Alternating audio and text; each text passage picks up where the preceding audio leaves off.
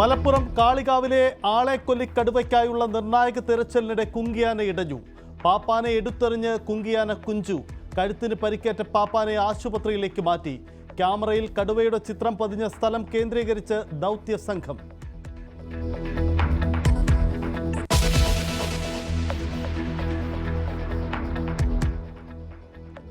വിദേശത്തേക്കുള്ള സർവകക്ഷി സംഘത്തിലേക്ക് നിർദ്ദേശിച്ച പേരുകൾ കേന്ദ്രം ഒഴിവാക്കിയതിൽ അതൃപ്തി പരസ്യമാക്കി കോൺഗ്രസ്.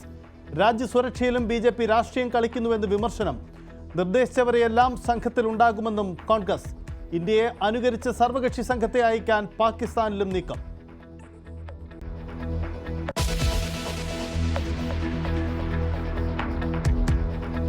ഓപ്പറേഷൻ സിന്ദൂറിനിടെ 40,000 കോടി രൂപയുടെ ആയുധങ്ങൾ വാങ്ങാൻ അനുമതി നൽകി കേന്ദ്ര സർക്കാർ.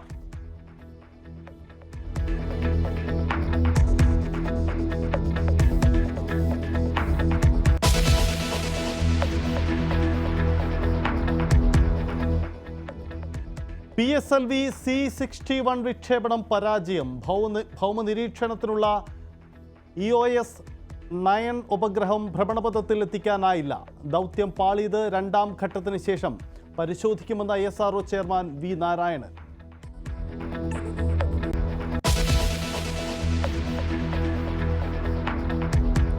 നെടുമ്പാശ്ശേരിയിൽ യുവാവിനെ കാറിടിപ്പിച്ചു കൊന്ന കേസിൽ കൂടുതൽ അന്വേഷണത്തിന് പോലീസ്. ഒരു CISF ഇൻസ്പെക്ടറെ കൂടി ചോദ്യം ചെയ്യും. കൊലപാതകത്തിന് ശേഷം പ്രതികൾക്ക് ഉന്നത ഉദ്യോഗസ്ഥരുടെ സഹായം കിട്ടി.